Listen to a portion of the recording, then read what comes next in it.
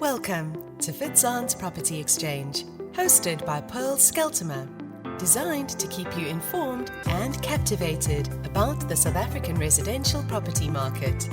Subscribe to our channel today and enjoy conversations with some of the most influential, innovative, and interesting industry experts, stakeholders, and scheme executives as they render input in today's property market. Good morning. It is Scheltema, the CEO of Fitzanne Estates, and once again, welcome to Fitzanne's Property Exchange. We are moving into an era where people are starting to ask questions. I think they should have done that long ago, but nevertheless, saving costs, building green, and once you think about that, the first thing that comes to mind is solar panels. I have to tell you, there is so much more. This morning, I'm talking to Mary Haw. She is a professional engineer with degrees from Stanford University and the Royal Technical Institute in Stockholm.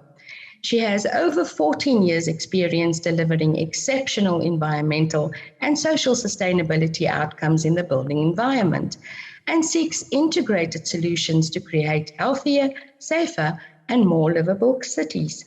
Mary now leads the City of Cape Town's Renewable Energy and Energy Efficiencies Facilitation and Promotion team, enabling a wide range of projects within the Sustainable Energy Market Department. Through considered communication campaigns and projects that seeks to unlock barriers, Mary aims to shift people's energy choice for a better future by inviting citizens to be part of the journey towards carbon neutrality. These are big words, some of which I don't understand. Carbon neutrality. Good morning, Mary. Welcome. Hi, Pearl. Thanks so much for having me here today. It's great to be part of the team. I hope you can clear up all of these big words and tell us exactly what it is about. I understand in partnership with the Green Building Council of South Africa that you have launched a competition. Please tell us about that. Sure. So the competition's actually completed already, but the outcome of the competition is still very much alive, and we're inviting all Cape Townians to come and have a look and learn more about sustainable living and sustainable building design. So how it all started was last year we held the first Cape Town Future Energy Festival, and it was originally supposed to be a physical festival with a bunch of people coming together, but as we know, 2020 decided otherwise. Yeah. And it ended up being a much longer term, primarily digital engagement, but still had a really far-reaching exposure, and we had a lot of great interest. And this competition, the My Clean Green Home initiative, was the final piece of the festival. So as you mentioned, together with the Green Building Council of South Africa, we approached design teams and students and professionals in the built environment and challenged them to produce a small net zero carbon building that could be used for exhibit purposes to show people how to live more sustainably. Wow. Okay. And did you have a lot of participants?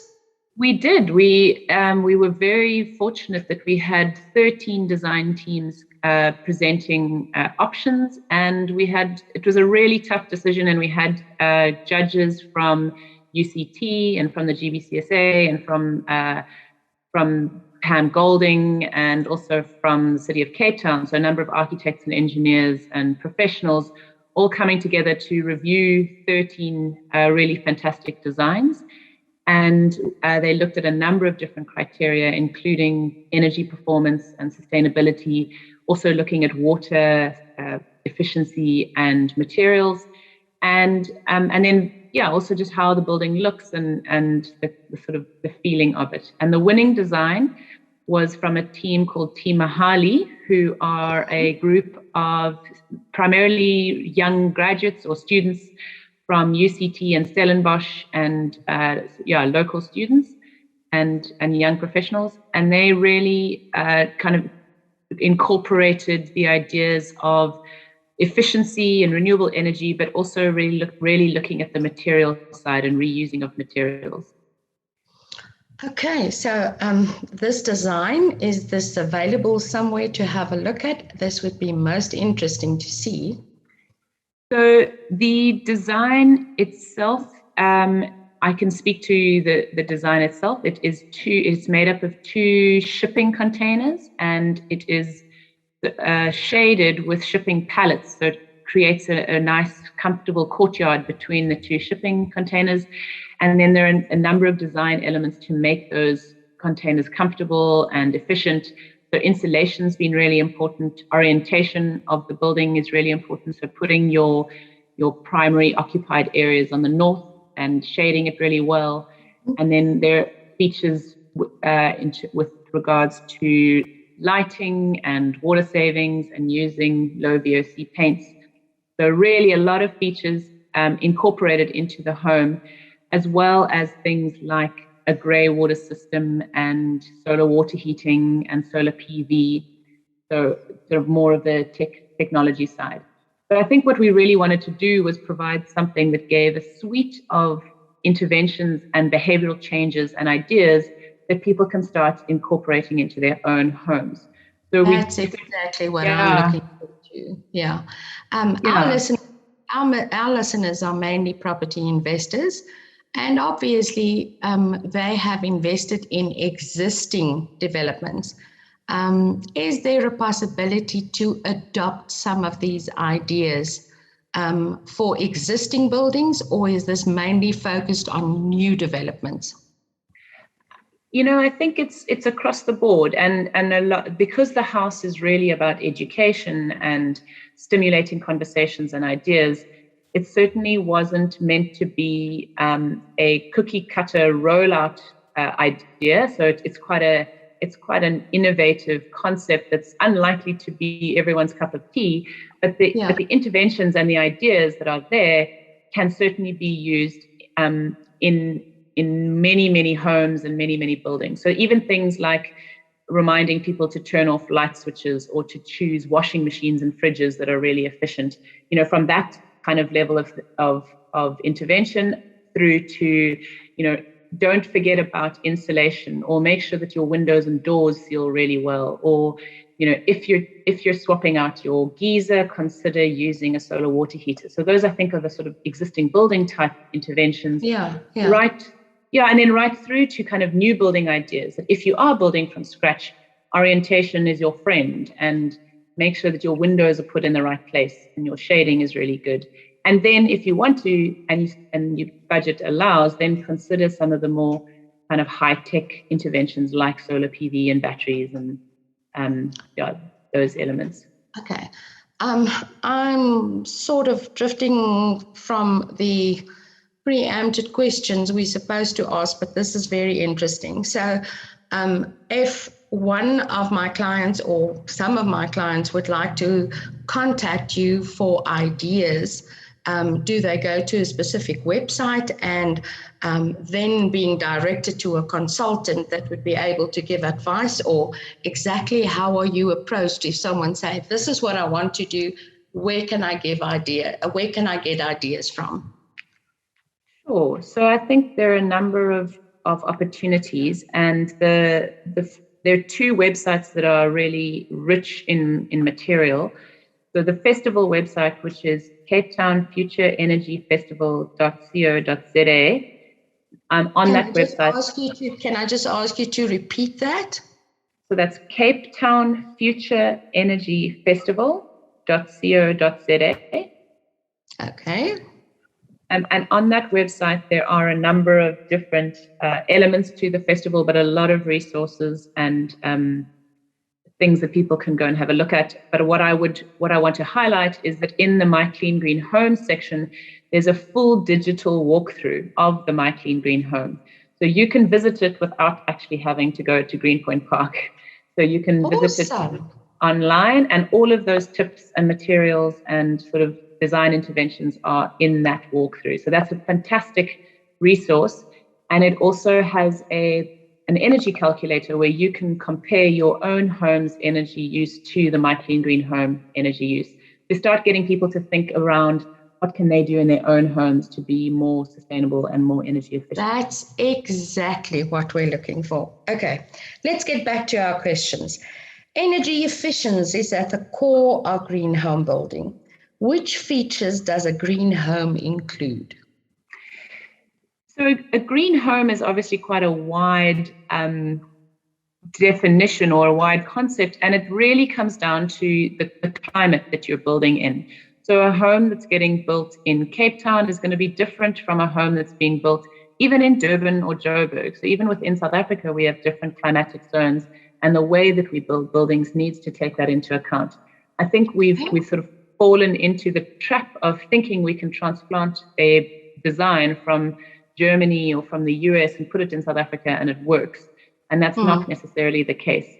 So I think, if you're starting from scratch, orientation is really, really important. And it's something that should never be compromised, is getting your orientation right and making sure that you're putting your most used spaces on the north side of your building to take advantage of the sort of gentle winter sun. And also those are the easier orientations to shade. Or it's easier to shade your northern aspect. So orientation is the first thing. And then insulation and shading are also really, really important. And we'll even see this in our national building regulations, that those areas have become a lot stricter in terms of the requirements on new buildings, on how we insulate and shade our buildings. Because if you have designed and insulated your building really well, you shouldn't then need artificial heating and cooling. And that's obviously quite a big energy consumer. So I think, those are the two, and that's all on the passive design side. And then once you've got that right, then you start looking at your lighting and your appliances and all the energy consuming elements inside your home, and you kind of optimize those to choose the best options and make sure you have systems to turn them off when they're not needed. Okay, that brings me to the next question. How does a green home reduce maintenance costs over time? That's a great question. And I think we've got to be quite clear as to the difference between maintenance costs and operational costs. And I think, operationally, a green home is significantly cheaper to run because you're not paying as much in electricity, you're not paying as much in water. So all of your service demands are lower because you're being really efficient. You're only using the energy that you need, you're only using the water that you need, and so those costs are reduced. In terms of maintenance, I think it depends on what systems you have in place. So if you have chosen to have a really well-designed building from a passive design point of view, and it's just a great structure with great orientation, then that'll be a really low-cost building to maintain. But if you've decided to put in really high-tech equipment to achieve the same goal, then you might have higher maintenance costs. Yeah. Okay. Once again, this actually goes along with the question, how does a green home increase property value? Do you think that there's a demand from new home buyers for a green building design other than normal homes? Another great question, and I think we can see what's happening internationally and overseas. And there certainly is a greater demand for homes that are well designed and that are cheaper to operate. And I think, I'm not sure that we're quite there yet, but we are starting to see it in the industry, in that customers are more educated and they have a better understanding of, if I don't have well shaded windows, I'm going to need to put in aircon, for example, and that's going to cost me a lot of money. And so I think that people are starting to understand that, and the demand for these green interventions will be greater. And I think that's what's also important to understand is that in the city of Cape Town, and actually the other three major metros in South Africa, we've made some really ambitious commitments around net zero carbon buildings. So by 2030, all new buildings are supposed to be net zero carbon, and by 2050, all existing buildings should be net zero carbon as well. And I think what we will find is that when homes are sold, customers who know that and who want to support that will sort of look for really efficient buildings, or will look for buildings that are heading in that direction. And I think we will get to a point where we will have to display our energy performance. Already in commercial buildings, we're seeing that, and I think that will shift down to residential buildings as well. But we will have to actually disclose how our homes and our buildings are performing. Perhaps you should consider getting some training done to estate agents for a better understanding, because they have to sell these properties, and to inform their buyers of the advantages and disadvantages of the different options. That would be actually great. Just as a matter of interest. Sorry, I can add to that, if I may. We have a resource that is about to be issued that's called the Sustainable Home Declaration. And it is a resource for estate agents to use at point of sale, so that sellers can disclose what interventions they have in their home. Fantastic. Do they have LED lights? Do they have a geyser blanket? Do they have a solar water heater? Do they have a pool cover on their pool? Do they have rainwater harvesting? So they can disclose all of that. And then the estate agents can use that as part of the sale to prospective buyers. And the prospective buyers can go in knowing that, this home might be better than that home because of these different features. So we're hoping that will honestly be great. And how will that be shared? At the moment, it's a PDF that will be shared with estate agents to use. Because obviously different estate agents have different processes, but at the moment it's quite static. But we are looking to try and make it a more dynamic, sort of engaging process, whereby it's more of a live web-based application. But we'd like to kind of do a first round with estate agents and see how they use it. So we did actually run a pilot with a local estate agent, and they did find it useful. So we are hoping to roll that out more readily.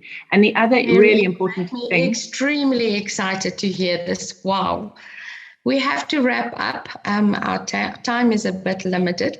And to taking on the responsibility of climate mitigation and climate adaptation that all cities need to be taking on. So together with cities from all around the world through C40 organization, we are committed to reaching carbon neutrality by 2050.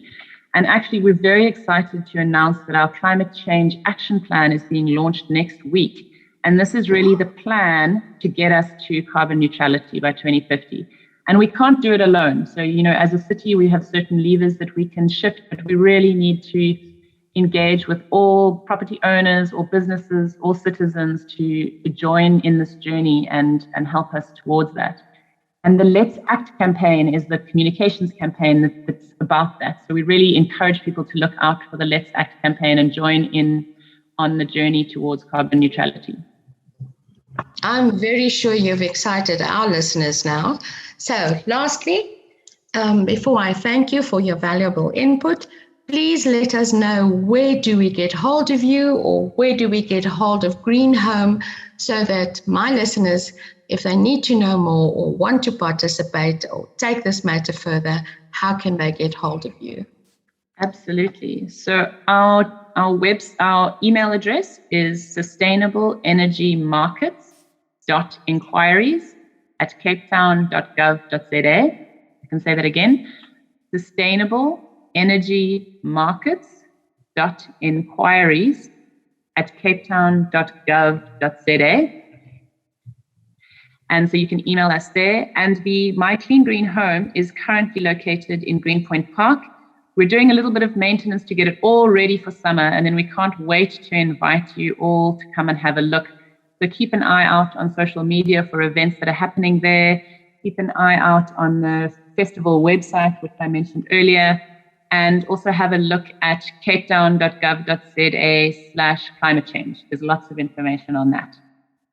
Wow, Mary, thank you so much for sharing that with us.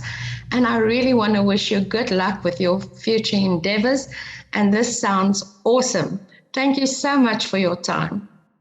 It's such a pleasure, and we're really excited about this piece of work. So we love to talk about it, and we look forward to inviting some of the listeners into our home. Thanks so much, Pearl, for having me. This was Fitzanne's Property Exchange, hosted by Pearl Scheltema. Not only do we keep you informed on the very latest in the property industry, we also empower by expanding your knowledge base. Make sure to visit www.fitzanne.co.za to find out more about sectional title scheme management, letting, sales and trustee training.